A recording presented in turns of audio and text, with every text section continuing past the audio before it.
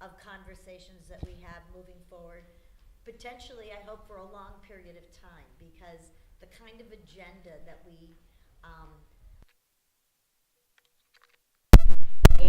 hopefully not one term, but several terms, to get as much done as we hope to do.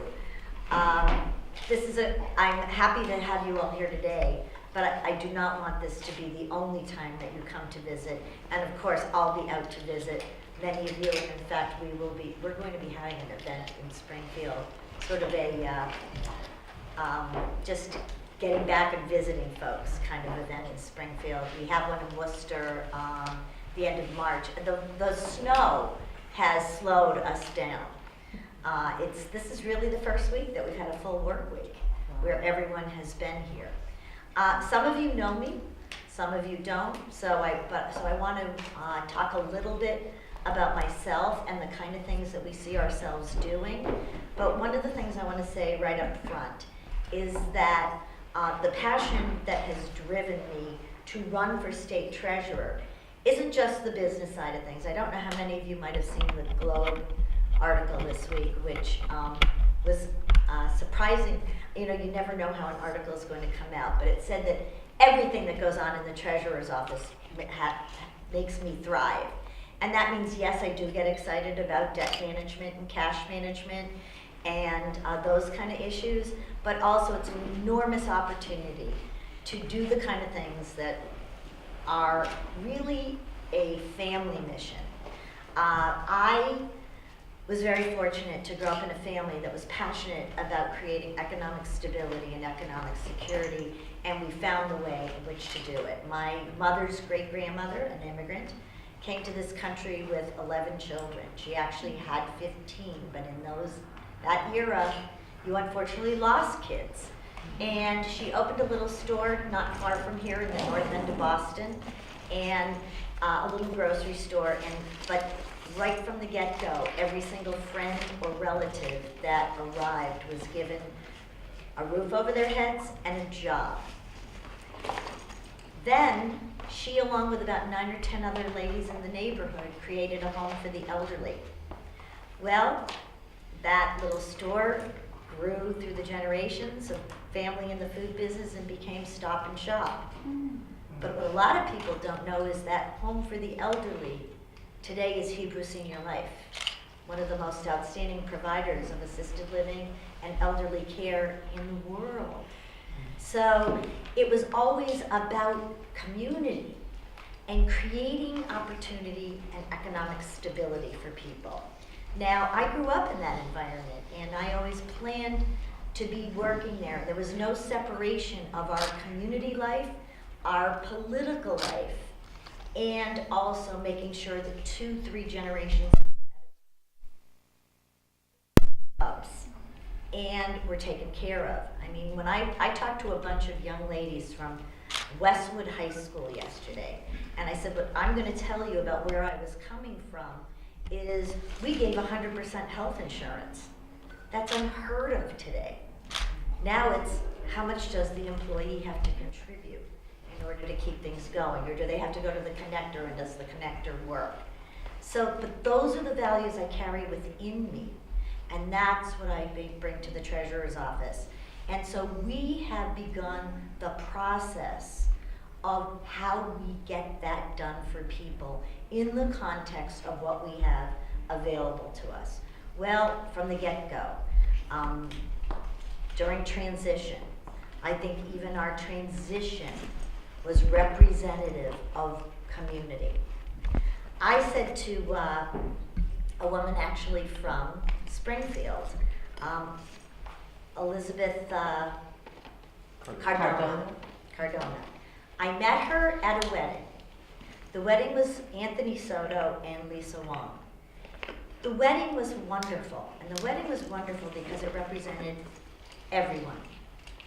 So many different immigrant groups, so many different parts of the state.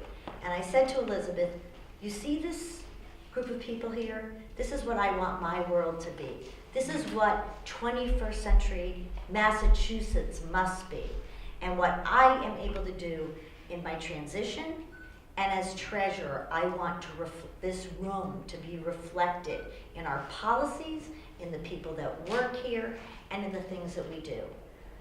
We announced on day one, first ever, a deputy treasurer of the Office of Economic Empowerment.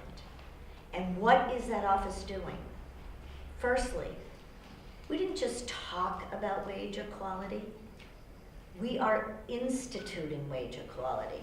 We are leading on wage equality. And why is that important? It's not just a woman's issue, and it's definitely not a white woman's issue. In fact, people like me bring the averages up. For African American women, around 60, you're going to get a bunch of different statistics. If it's 60 cents or 62 cents on the dollar, what difference does it make? It's wrong. For Latino women, 50 cents on the dollar. And by the way, this isn't just for women. When it comes to immigrants, when it comes to minority groups, it's men too. But the women are even at a lower rate. And this is an economic issue for our state, but it's also wrong. So this is something that we, in every hiring decision we have done in this office, we are making sure our workforce is diverse and that that wages are not only equal, but will continue to be equal.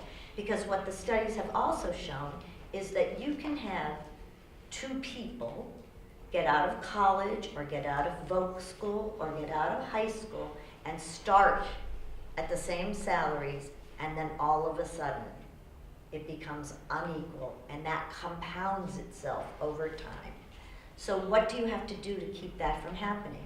You have to attack the institutionalized and cultural barriers that cause that. And so we believe that it's a shared empowerment, and that's why our office is called what it is. That we also empower people to empower themselves.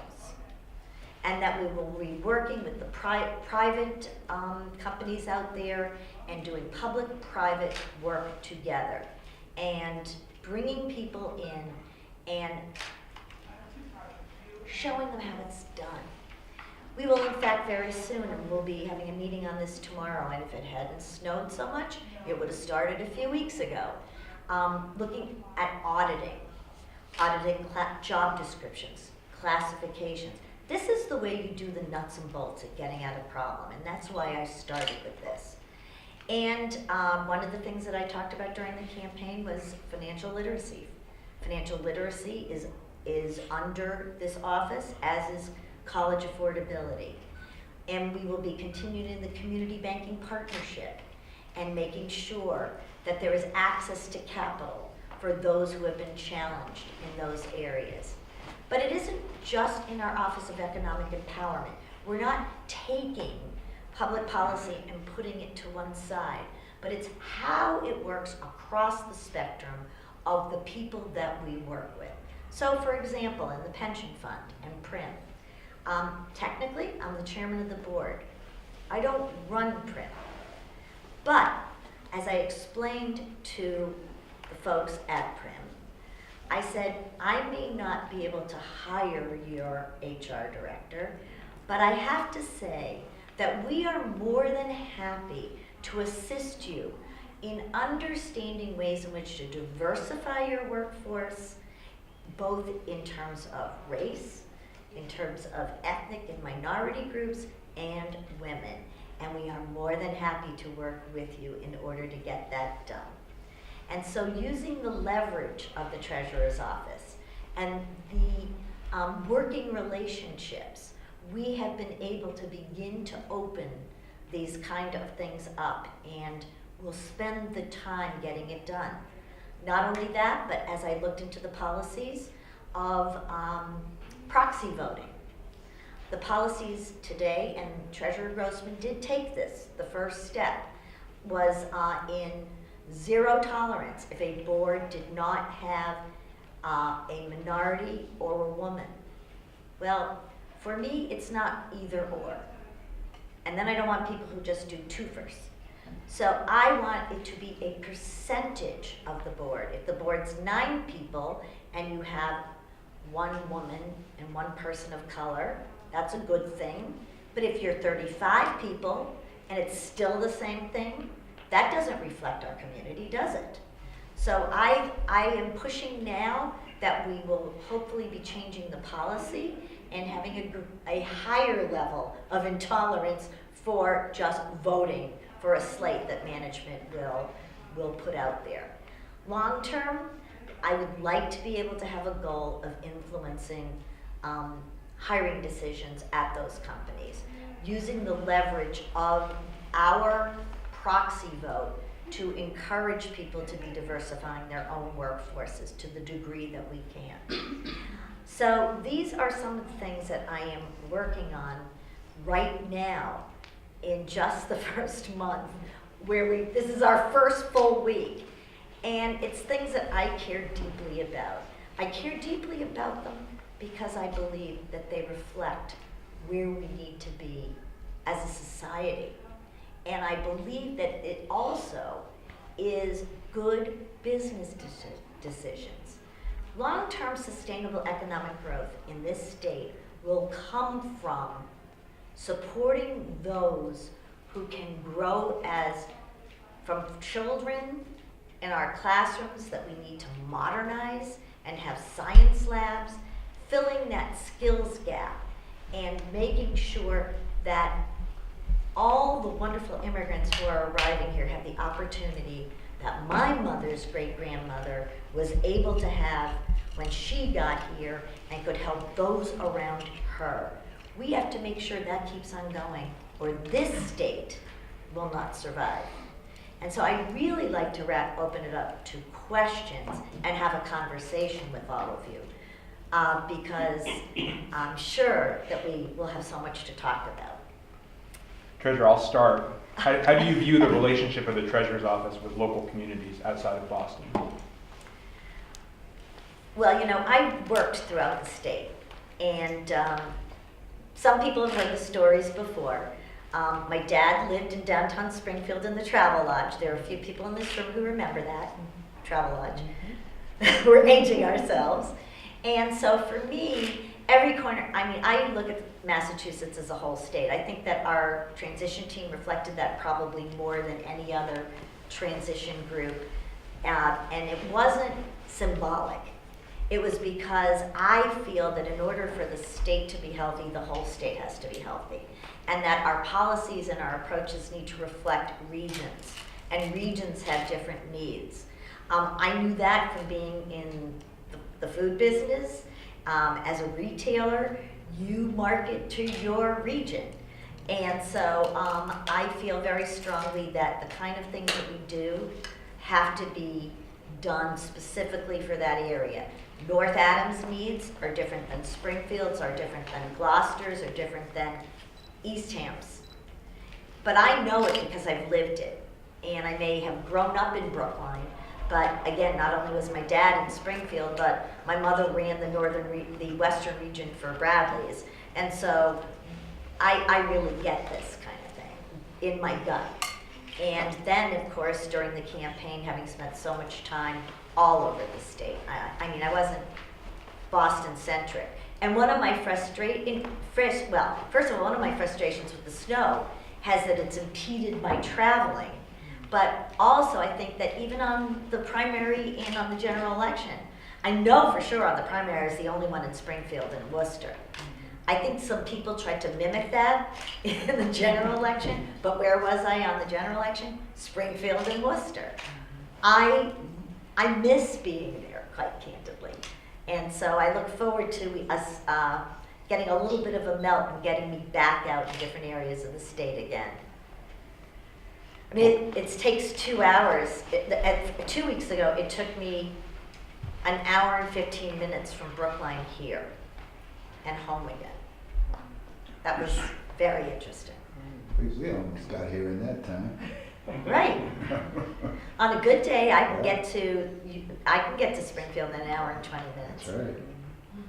So let's open it up. Eves. All right. Thank you. That's for- Brock, we can talk about Brockton. Another place. If you go back and look in my office on my fireplace, is the statue. Oh my God. Rocky. All right. My first question is about financial literacy. Yes. Let's talk about the banks. We are familiar from the time where we had a lot of community banks really connected to the communities. We have some example. I'm talking about the Asian community. People having maybe $20,000-$30,000 in a saving account. The same person may be not paying on time a credit card. And that person goes to the bank and looking for a loan or to buy a car and deny because, where we are from, we are not used to that, credit. So what is your plan, to address, this issue, financial literacy, educating people, mostly the immigrants, on those issues? So we are, again, under the Office of Economic Empowerment, we are reconstituting the Financial Literacy Trust Board. And in fact, and that board is going to, again, be reflective of our communities, people of different backgrounds. One of the things that is very clear, and I believe you've heard me talk about it before, is how so many immigrants don't understand the financial systems here, the banking systems here. So our financial literacy programs are going to be community oriented, they are going to be schools oriented, they are going to be veterans as a special group. In fact, we're about to have a conference called Operation Moneywise for veterans. It's March 21st, is it? And it's a full day seminar for veterans coming home and how, because they are very much plagued, and that covers people who are immigrants, community, all different types of veterans. And we are just getting up and running, and we're looking at best practices, not only in Massachusetts, but across the country, because we've lagged here. We're also looking at ways of funding those programs by creating public-private partnership, because particularly given the budget crisis and conceivably another budget crisis, one of the things that I was discussing with leadership here in the building is how I intend to, with the right kind of legislative support in terms of giving me the opportunity to do this, working outside of the building for funding for our programs. But I need the authority to do so. And that is what the kind of thing they want to hear right now, because they're going to be looking at cutting a lot. And what you often hear is you'll come in and you'll be advocating for programs and you'll be told, well, it's tough times and we're cutting everybody, or we're level funding. What was I think they appreciated hearing from me is I was saying, give me the authority to do so and I'll go outside of here to raise the money to do our programs. I think the college savings plan that I've talked about is an excellent case in point. I explained that we intend to do this, and that we intend to start with kids who are on the free lunch program and the reduced lunch programs. But we hope that they will give us the legislative authority to do the kind of things that we need to do. And I believe there's an appetite for giving us that kind of support, particularly given the kind of financial stresses that state government is under. So obviously we've only been working for 3 weeks, and so getting those nuts and bolts in place, but we're doing it. And in fact, what I think was surprising to some of the leadership that we spoke to was how much we've done. I think they thought this was going to be introductory meetings where we talked about a vision and we were talking about specifics. We had data to back it up. As some of you know, these are things I looked at while I was campaigning, but I didn't just talk about them. I was already looking into how do we do it,